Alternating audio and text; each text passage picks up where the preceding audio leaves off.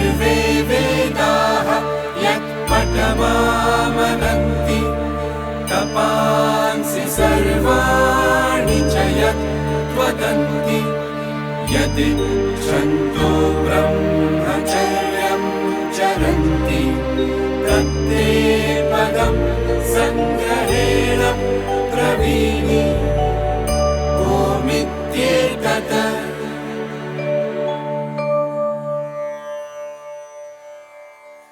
ಕಠೋಪನಿಷತ್ತಿನ ಘೋಷ ಇದಾಗಿದೆ: ಎಲ್ಲಾ ವೇದಗಳು ಯಾರ ವರ್ಣನೆ ಮಾಡುತ್ತವೋ, ಯಾರನ್ನ ಪಡೆಯೋದಿಕ್ಕೆ ಎಲ್ಲಾ ರೀತಿಯ ತಪಸ್ಸು ಮಾಡಲಾಗುತ್ತೋ, ಹಾಗೂ ಯಾವುದನ್ನ ಪಡೆಯುವ ಇಚ್ಛೆಯಿಂದ ಬ್ರಹ್ಮಚಾರಿಗಳು ಗುರುಕುಲದಲ್ಲಿರುತ್ತಾ ಕಠೋರ ಬ್ರಹ್ಮಚರ್ಯದ ಪಾಲನೆ ಮಾಡ್ತಾರೋ, ನಾನು ಆ ಪದವನ್ನ ನಿನಗೆ ಸಂಕ್ಷೇಪವಾಗಿ ಹೇಳ್ತೀನಿ.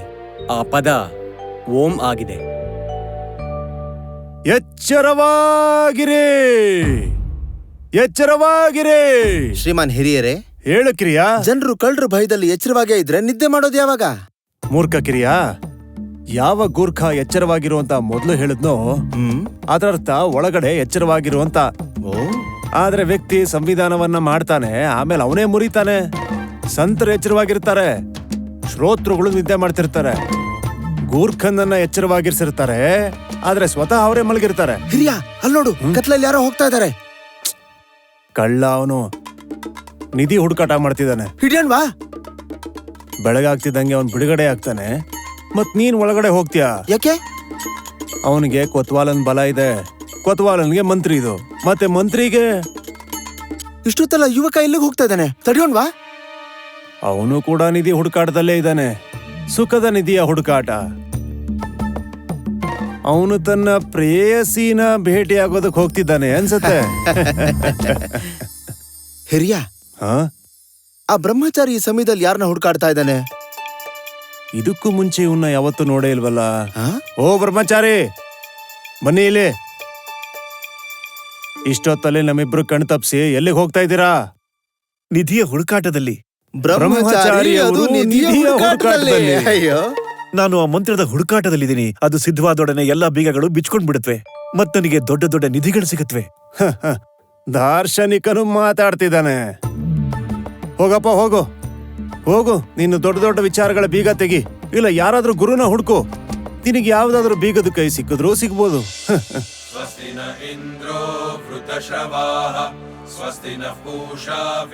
ಹೇಳುವಟ್ಟು ಏನ್ ತಿಳ್ಕೋಬೇಕು ಅಂತ ಇದೆಯಾ? ಆಚಾರ್ಯ, ನಾನೊಂದು ಗುಪ್ತ ಮಂತ್ರವನ್ನ ತಿಳಿ ಬಯಸ್ತೀನಿ. ಅದರಿಂದ ಜೀವನದ ಎಲ್ಲಾ ಸುಖಗಳು ಸಿಗಬೇಕು. ಅದ್ರ ಸಿದ್ಧಿಯಾಗ್ತಿದ್ದಂತೆ ದೊಡ್ಡ ದೊಡ್ಡ ನಿಧಿಗಳು ಕಾಣಿಸ್ಬೇಕು. ತಾವು ಅಂತ ಮಂತ್ರವನ್ನ ತಿಳಿದಿದ್ದೀರಾ? ಮಹಾನ್ ಮಂತ್ರಗಳನ್ನ ತಿಳಿಬೇಕು ಅಂದ್ರೆ ಮಹಾನ್ ಸಾಧನೆ ಮಾಡ್ಬೇಕಾಗತ್ತೆ ಒಟ್ಟು. ನೀನು ಸಾಧನೆಗೋಸ್ಕರ ತಯಾರಿದ್ಯಾ? ನಾನ್ ತಯಾರಿದ್ದೀನಿ. ಹಾಗಾದರೆ ಮೊದಲ ಕೆಲವು ವರ್ಷ ಅಗ್ನಿಯ ಸೇವೆ ಮಾಡು. ಅದಾದ ನಂತರ ನಾನ್ ನಿನಗೆ ಆ ಮಂತ್ರ ಕೊಡ್ತೇನೆ. ವರ್ಷಗಳ ಕಾಲ ಆಚಾರ್ಯರು ಬ್ರಹ್ಮಚಾರಿಗೆ ಶಾಸ್ತ್ರಗಳ ಶಿಕ್ಷಣವನ್ನು ನೀಡಿದ್ರು. ಆದ್ರೆ ಆ ಮಂತ್ರ ಹೇಳಲಿಲ್ಲ. ಬ್ರಹ್ಮಚಾರಿ ತಾಳಾರ್ದವನಾದ. ಒಂದಿನ ಅವನಿಗೆ ತಡೆಯಲಾಗ್ಲಿಲ್ಲ. ಅವನು ಗುರುವಿನ ಬಳಿ ಹೋಗಿ ಕೇಳೇ ಬಿಟ್ಟ. ಆಚಾರ್ಯ, ವರ್ಷಗಳಿಂದ ನಿಮ್ಮ ಆಜ್ಞೆಯಂತೆ ಅಧ್ಯಯನ ಮಾಡಿದೆ. ಹೀಗಿದ್ರೂ ಇವತ್ತಿನವರೆಗೂ ನೀವು ಆ ಮಂತ್ರವನ್ನ ಹೇಳಲೇ ಇಲ್ಲ. ನೀನು ಇಷ್ಟಕ್ಕೆ ಅಧೀರನಾಗ್ತಾ ಇದೀಯಾ? ಇವತ್ತು ನಿನಗೆ ಆ ಮಂತ್ರನ ಹೇಳ್ತೀನಿ. ಬಾ, ನಿನ್ನ ಕಿವಿಗಳನ್ನ ನನ್ನ ತುಟಿ ಹತ್ರ ತಗೊಂಡ್ ಬಾ. ಇದನ್ನ ನಿತ್ಯ ಧ್ಯಾನ ಮಾಡಬೇಕು. ನಿನಗಾದಷ್ಟು ಬೇಗ ಎಲ್ಲ ನಿಧಿ ಸಿಗತ್ತೆ.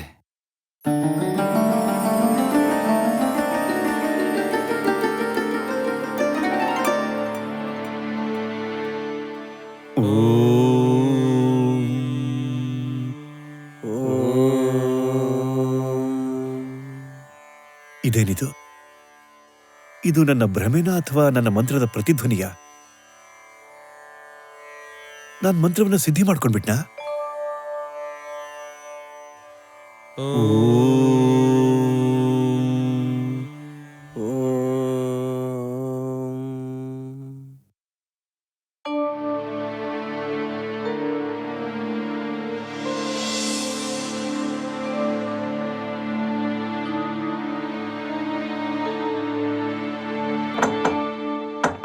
ಯಾರದು? ಓಂ, ನಾನು ಗಣೇಶ. ನೋಡು, ಹೆಸರಿಗಿಂತ ಮೊದಲು ಓಂ ಹೇಳ್ತಿದ್ದಾರೆ. ಇದು ಹೇಗೆ ಗುಪ್ತವಾಗಿದೆ? ವಾಹ್ ನನ್ನ ಆಚಾರ್ಯ, ವಾಹ್! ನೀವು ನನಗೆ ಮೋಸ ಮಾಡಿದ್ದೀರಾ. ದಿನ ನನ್ನಿಂದ ಸೇವೆ ಮಾಡಿಸ್ಕೊಂಡ್ರಿ. ಇವತ್ ನಾನು ನಿಮ್ಮನ್ನ ನೋಡ್ಕೊಳ್ತೀನಿ. ಓಂ ಭವತಿ ಭಿಕ್ಷಾಂದೇಹಿ.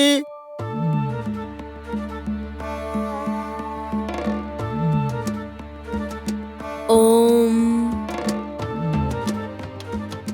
ಇದನ್ನು ನೋಡು, ಓಂ ಉಚಿತವಾಗಿ ಸಿಗ್ತಿದೆ. ಆದ್ರೆ ನನ್ನ ಆಚಾರ್ಯರಿಗೆ ಅದು ಗುಪ್ತವಾಗಿದೆ. ಇವತ್ತು ರಾಮಚರಿತ ಮಾನಸದ ಪಾಠವನ್ನ ಇಲ್ಲಿಗೆ ಮುಗಿಸೋಣ. ನಾಳೆ ಉತ್ತರಕಾಂಡದಿಂದ ಪ್ರಾರಂಭಿಸೋಣ. ಶಾಂತಿ ಶಾಂತಿ ಶಾಂತಿ. ಕೆಲವೆಡೆ ಶುರುವಿನಲ್ಲಿ ಓಂ, ಅಂತ್ಯದಲ್ಲಿ ಓಂ, ಮತ್ತೆ ಓಂ ರಹಸ್ಯ ಅನ್ಸುತ್ತೆ. ನನಗೇನು ಮೋಸವಾಗಿದೆ. ಮೋಸಗಾರರು ನನ್ನ ಆಚಾರ್ಯರು. ಆದ್ರೆ ನಾನೇನ್ ಕಡಿಮೆ ಅಲ್ಲ. ನನ್ನ ಒಂದೊಂದು ದಿನದ ಕೂಲಿನೂ ಬಡ್ಡಿ ಸಮೇತ ವಸೂಲಿ ಮಾಡ್ತೀನಿ. ಆಚಾರ್ಯ, ಆಚಾರ್ಯ, ಏನ್ ವಿಷಯ ಭಟ್ಟು? ಆಚಾರ್ಯ, ನಾನ್ ನಿಮ್ಮ ಹತ್ರ ಗುಪ್ತ ಮಂತ್ರ ಹೇಳ್ಕೊಡಿ ಅಂತ ಕೇಳಿದ್ದೆ. ಆದ್ರೆ ಅದು ಗುಪ್ತ ಹೇಗಾಯ್ತು? ಅದು ಪ್ರತಿಯೊಬ್ಬರಿಗೂ ಗೊತ್ತಿದೆ. ನಾನು ವರ್ಷಗಟ್ಲೆ ನಿಮ್ ಜೊತೆ ಇದ್ದು ಸಾಧನೆ ಮಾಡಿದೆ. ಅದಕ್ಕೆ ಈ ಫಲನ? ಭಟ್ಟು, ನಾನ್ ನಿನಗೆ ಗುಪ್ತ ಮಂತ್ರನೇ ನೀಡಿರುವೆ. ಆದರೆ ನಿನ್ನಂತ ಶಿಷ್ಯರ ಹಾಗೆ ಗುಪ್ತ ಮಂತ್ರವನ್ನ ನೀಡಬಲ್ಲ ನನ್ನಂತಹ ಅನೇಕ ಆಚಾರ್ಯರೂ ಇದ್ದಾರೆ. ಆದ್ರೆ ನನ್ನ ಹತ್ರ ಇನ್ನೊಂದು ಗುಪ್ತ ಮಂತ್ರ ಇದೆ. ಅದನ್ನ ಪಡೆಯಕ್ಕೆ ನೀನೊಂದು ಕೆಲಸನ ಮಾಡ್ಬೇಕಾಗತ್ತೆ. ಯಾವ ಕೆಲಸ?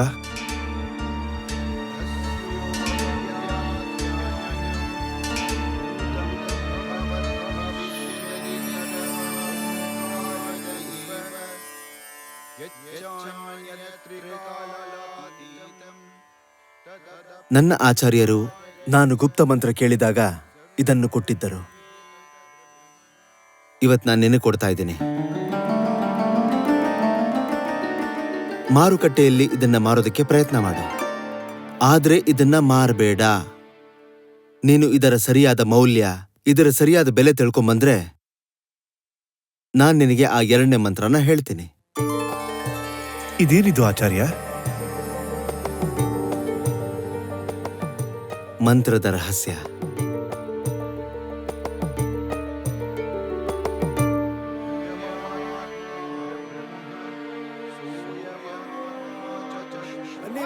ಬನ್ನಿ ಅಣ್ಣಂದ್ರ, ಅಕ್ಕಂದ್ರ, ಚೆನ್ನಾಗಿದೆ, ತಗೊಳ್ಳಿ, ಬನ್ನಿ, ಹಣ್ಣು ತಗೊಳ್ಳಿ, ಹಣ್ಣು ಬನ್ನಿ.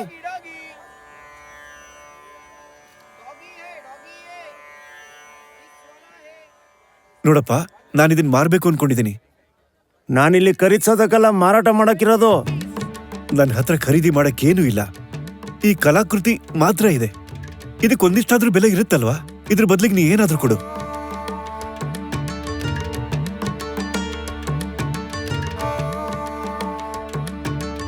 ನೋಡ್ತಾ ಇದೆಯಲ್ವಾ, ಇದ್ರ ತೂಕ ನಂದ್ರಷ್ಟೇ ತೂಕ ಇದೆ. ಇದು ನನ್ನ ತರಕಾರಿ ಮಾರೋದಕ್ಕೆ ಸಹಾಯಕ್ಕೆ ಬರುತ್ತೆ ಅನ್ಸುತ್ತೆ. ಇದಕ್ ಬದಲಾಗಿ ಏನು ಬೇಕೋ 1/4 kg ತಗೋ. ಅಷ್ಟೇನಾ? ಇದೇ ಇದ್ರ ಬೆಲೆನಾ? ಮತ್ತಿನ್ನೇನು ಇಡೀ ಅಂಗಡಿ ಕೊಡ್ಬೇಕಾ? ಕಲ್ಲು ಬದಲಿಗೆ ಏನ್ ತಗೋತೀಯ? ತಗೊಳ್ಳೋದಾದ್ರೆ ತಗೋ, ಇಲ್ಲಾಂದ್ರೆ ಹೋಗು. ಬನ್ನಿ ಬನ್ನಿ ಬನ್ನಿ ಸ್ವಾಮಿ, ಹೇಳಿ ಏನ್ ತೋರಿಸ್ಲಿ? ಇಲ್ಲಿ ನೋಡಿ, ನಾನು ಇದನ್ನ ಮಾರ್ಬೇಕು ಅನ್ಕೊಂಡಿದ್ದೀನಿ. ಇದ್ರ ಬದಲಿಗೆ ನೀವು ನನಗೆ ಏನ್ ಕೊಡ್ತೀರಾ? ಬೋಣಿನೇ ಆಗಿಲ್ಲ, ಆಗ್ಲೇ ಮೋಸಗಾರರು ಬಂದ್ಬಿಟ್ರಲ್ಲ. ನಿನಗೇನ್ ತಲೆ ಕೆಟ್ಟಿದ್ಯಾ? ಹಾಗೆಲ್ಲ ಅರೆ, ನನ್ ಕಲ್ಲಾದ್ರೂ ವಾಪಸ್ ಕೊಡು.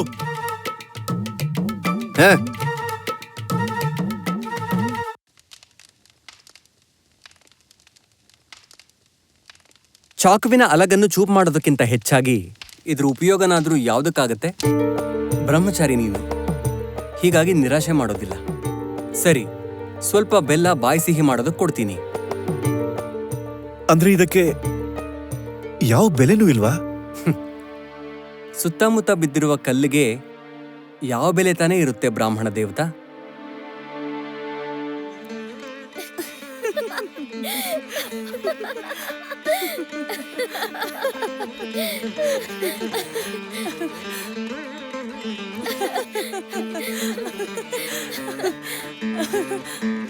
ಬ್ರಾಹ್ಮಣ ದೇವತಾ, ನೀವು ನಿಜವಾಗ್ಲೂ ಈ ಕಲ್ಲನ್ನ ಮಾರಕ್ ಬಂದಿದ್ದೀರೋ ಅಥವಾ ಏನಾದ್ರೂ ಅಭಿಲಾಷೆ ಇಟ್ಕೊಂಡು ಇಲ್ಲಿಗೆ ಬಂದಿದ್ದೀರೋ? ನಾನು ಯೋಚನೆ ಮಾಡಿದೆ, ಇಲ್ಲಿ ಎಲ್ರಿಗೂ ಸಮಾನವಾಗುತ್ತೆ ಅಂತ. ನೀವು ದೇಶ ವಿದೇಶದ ವ್ಯಾಪಾರಿಗಳನ್ನ ಭೇಟಿ ಆಗ್ತೀರಾ, ಬಹುಶಃ ನಿಮ್ಗೆ ಕಲ್ಲುಗಳ ಪರಿಚಯ ಇರಬಹುದು ಅಂತ. ಅದಕ್ಕೆ ನಾನು ಬ್ರಾಹ್ಮಣ ದೇವತಾ, ನಾನೊಬ್ಬ ಗಣಿಕೆ, ವ್ಯಾಪಾರಿ ಅಲ್ಲ.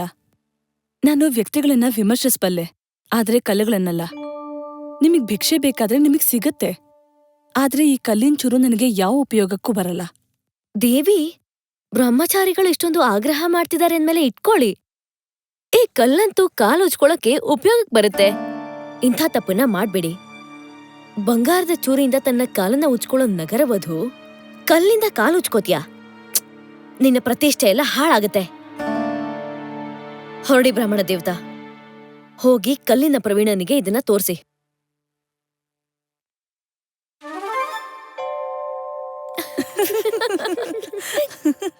ಈ ಕಲ್ಲು ನಿನ್ನ ಹತ್ರ ಹೇಗ್ ಬಂತು? ಇದರಿಂದ ನಿಮ್ಗೇನಾಗ್ಬೇಕು? ಯಾಕಂದ್ರೆ ಇದು ಯಾರಾದ್ರೂ ಒಬ್ಬ ದೊಡ್ಡ ಧನವಂತ ಅಥವಾ ಕಳ್ಳನ ಹತ್ರ ಮಾತ್ರ ಇರೋದಕ್ ಸಾಧ್ಯ. ಇದನ್ನ ನನಗೆ ನನ್ನ ಆಚಾರ್ಯರು ಕೊಟ್ಟಿದ್ದಾರೆ. ನೀವು ಇದ್ರ ಬೆಲೆ ಹೇಳಿ. ಬ್ರಾಹ್ಮಣ ದೇವತಾ, ನಾನೊಬ್ಬ ಸಾಮಾನ್ಯ ಆಭರಣ ವ್ಯಾಪಾರಿ. ಬಹುಶಃ ದೊಡ್ಡ ವ್ಯಾಪಾರಿಗಳಿಗೂ ಕೂಡ ಇದರ ಸರಿಯಾದ ಬೆಲೆ ಹೇಳೋದು ಕಷ್ಟ ಆಗ್ಬೋದು. ನಾನು ನನ್ನ ಪೂರ್ವಜರಿಂದ ಏನ್ ಕಲ್ತಿದ್ದೀನೋ ಅದರ ಆಧಾರದ ಮೇಲೆ ಹೇಳೋದಾದ್ರೆ ಇದೊಂದು ದುರ್ಲಭವಾದ ರತ್ನವಾಗಿದೆ. ಯಾರೋ ಸಾಮ್ರಾಟರು ಇದನ್ನ ಗುರುದಕ್ಷಿಣೆಯಾಗಿ ನಿಮ್ಮ ಆಚಾರ್ಯರಿಗೆ ಈ ರತ್ನವನ್ನ ಕೊಟ್ಟಿರ್ಬೋದು. ಈ ಹಳ್ಳಿಲೇನು, ರಾಜಧಾನಿಲೂ ಕೂಡ ಕಷ್ಟದಿಂದ ಯಾರಾದ್ರೂ ಇದರ ಬೆಲೆ ನೀಡಬಲ್ಲರು ಅಥವಾ ಖರೀದಿಸುವರು. ಆಭರಣ ವ್ಯಾಪಾರಿ ಇದಕ್ಕೆ ಹೆಚ್ಚಿನ ಬೆಲೆ ಹೇಳ್ತಿದ್ದ, ಆದ್ರೆ ಇನ್ ಕೆಲವರಿಗೆ ಇದು ಕಲ್ಲು. ನೀವಿದನ್ನ ಬೆಲೆ ಬಾಳುವಂತದ್ದು ಅಂತ ತಿಳಿದಿದ್ರು ಕೂಡ ಇದನ್ ಮಾರೋದಕ್ಕೆ ಬೇರೆಯವ್ರ ಹತ್ರ ಯಾಕೆ ಕಳ್ಸಿದ್ರಿ ನನ್ನ ಆಚಾರ್ಯರೇ? ಯಾಕೆಂದ್ರೆ ನೀನು ಓಂನ ಮೌಲ್ಯ ತಿಳ್ಕೊಳ್ಳಿ ಅಂತ. ಯಾವ ರೀತಿ ಈ ಕಲ್ಲಿನ ಬೆಲೆನ ಪ್ರತಿಯೊಬ್ರು ತಿಳ್ಕೊಳಕ್ಕಾಗ್ಲಿಲ್ವೋ, ಅಂದ್ರೆ ಇದರ ಬೆಲೆ ಗುಪ್ತವಾಗಿದೆ, ಪ್ರತಿಯೊಬ್ರು ಇದನ್ನ ತಿಳ್ಕೊಳಕ್ಕಾಗಲ್ಲ. ಕೇವಲ ಶ್ರೇಷ್ಠ ಕಣ್ಣುಗಳಷ್ಟೇ ಗುರುತಿಸಬಹುದು ಇದು ಕಲ್ಲಲ್ಲ, ರತ್ನ ಅಂತ. ಅದೇ ರೀತಿ ಓಂ ಕೂಡ ಒಂದು ರತ್ನ, ಅದರ ಬೆಲೆ ಗುಪ್ತವಾಗಿದೆ. ನಿತ್ಯ ಓಂಕಾರ ಜಪಿಸೋರು ಕೂಡ ಅವರು ಇದರ ಬೆಲೆ ಮತ್ತು ರಹಸ್ಯನ ತಿಳ್ಕೊಳ್ಳೋದಕ್ಕೆ ಸಾಧ್ಯ ಇಲ್ಲ. ಯಾರು ನಿತ್ಯ ಓಂ ಜಪಿಸ್ತಾರೋ ಅವ್ರಿಗೆ ಅದ್ರ ಬೆಲೆ ಮತ್ತೆ ರಹಸ್ಯ ಗೊತ್ತೇ ಇರೋದಿಲ್ಲ. ಇದ್ ಹೇಗ್ ಸಾಧ್ಯ ಸೂತ್ರಧಾರ? ಇದೊಂದು ಆಶ್ಚರ್ಯ ಅಲ್ವಾ?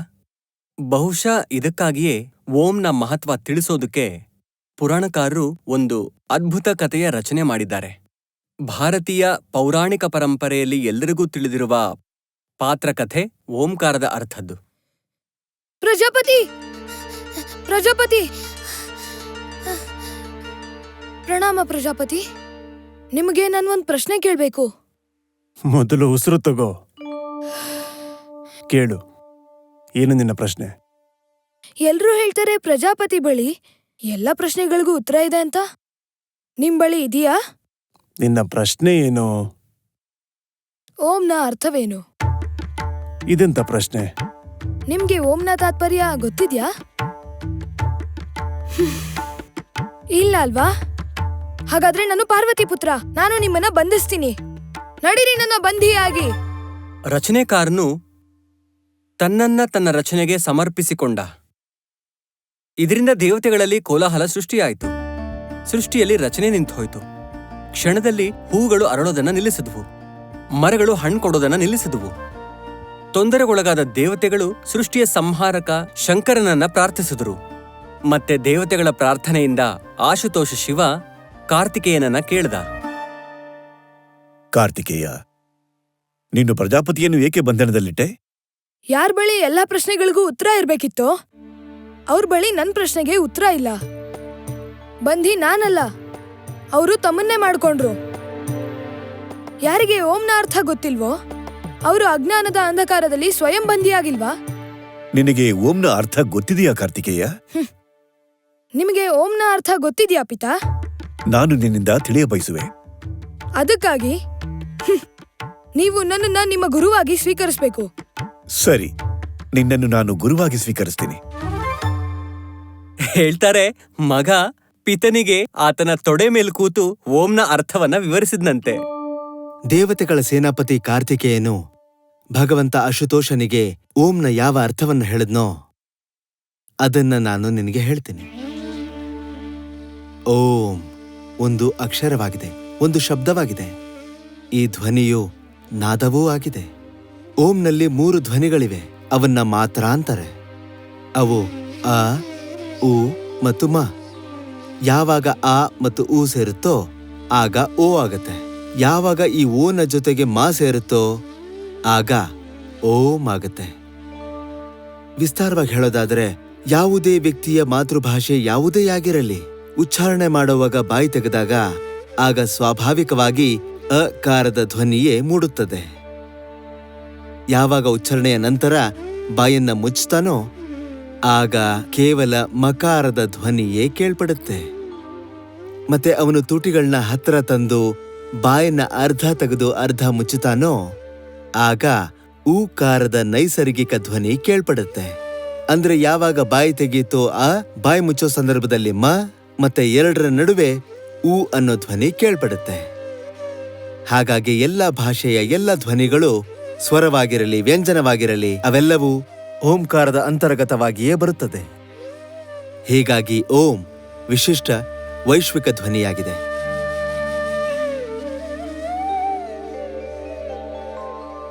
ಓಂ ಈಶ್ವರನ ಪ್ರತೀಕವೂ ಆಗಿದೆ. ಮಾಂಡೂಕ್ಯ ಉಪನಿಷತ್ತಿನ ಅನುಸಾರ ಜಾಗೃತ ಅವಸ್ಥೆಯ ಸಮಗ್ರ ಜಾಗೃತ ಪ್ರಪಂಚ ಓಂಕಾರದ ಪ್ರಥಮ ಮಾತ್ರೆ ಅ ನಿಂದ ಅಭಿವ್ಯಕ್ತವಾಗುತ್ತೆ.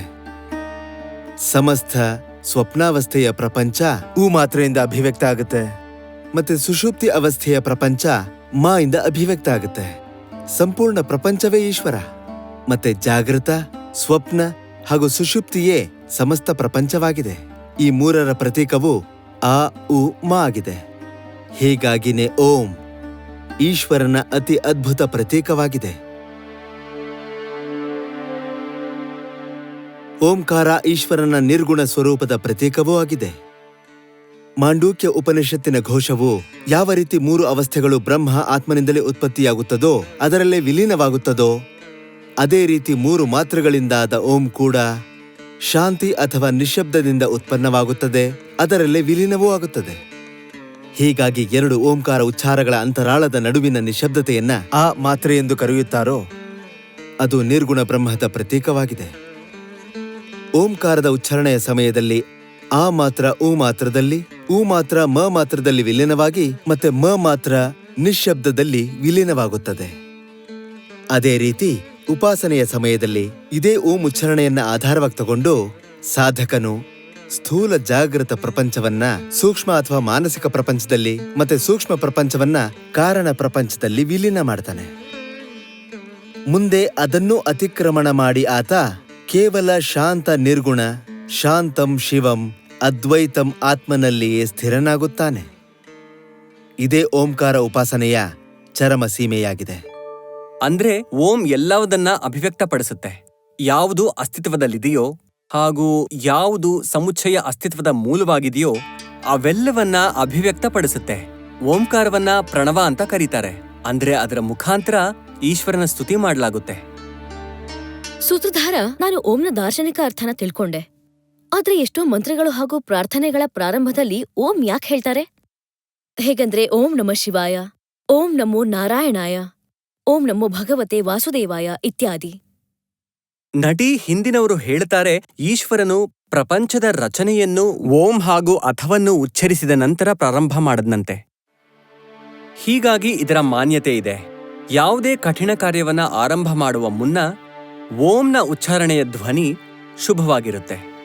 ಹೀಗಾಗಿ ತುಂಬಾ ಮಂತ್ರಗಳು ಹಾಗೂ ವೈದಿಕ ಪ್ರಾರ್ಥನೆಗಳು ಓಂನಿಂದಲೇ ಆರಂಭವಾಗುತ್ತವೆ.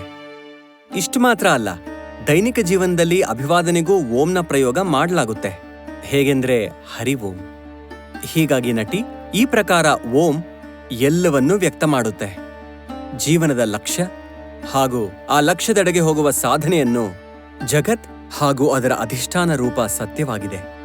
ಹಾಗಾದ್ರೆ ಪ್ರಜಾಪತಿ ಏನಾಯ್ತು ಸೂತ್ರಧಾರ? ಅವರು ಬಿಡುಗಡೆಯಾಗ್ಲೇಬೇಕಿತ್ತು ನಟಿ. ಆದ್ರೆ ಅವರು ಬಂಧಿಯಾದ ಕಾರಣ ದೇವತೆಗಳು ಹಾಗೂ ಮನುಷ್ಯರು ಓಂನ ಗೂಢಾರ್ಥವನ್ನ ತಿಳಿದ್ರು. ಧನುಷರೋ ಯಾತ್ಮಾ ಬ್ರಹ್ಮತಲ್ಲಕ್ಷ್ಯಮುಚ್ಯತೆ ಅಪ್ರಮತ್ತೇನ ವೇದ್ಯವ್ಯಂ ಶರವತ್ತನ್ಮಯೋ ಭವೇತ್. ಓಂಕಾರವು ಧನುಸ್ಸಾಗಿದೆ, ಜೀವಾತ್ಮನು ಬಾಣವಾಗಿದ್ದಾನೆ ಹಾಗೂ ಅಕ್ಷರ ಬ್ರಹ್ಮನು ಅದರ ಲಕ್ಷ್ಯವೆಂದು ಹೇಳಲಾಗಿದೆ. ಬಹಳ ಎಚ್ಚರಿಕೆಯಿಂದ ಆ ಲಕ್ಷ್ಯದ ಭೇದನೆಯನ್ನು ಮಾಡಬೇಕು ಹಾಗೂ ಲಕ್ಷ್ಯ ಭೇದನೆಯ ನಂತರ ಬಾಣದಂತೆ ಲಕ್ಷ್ಯದೊಡನೆ ಒಂದಾಗಬೇಕು.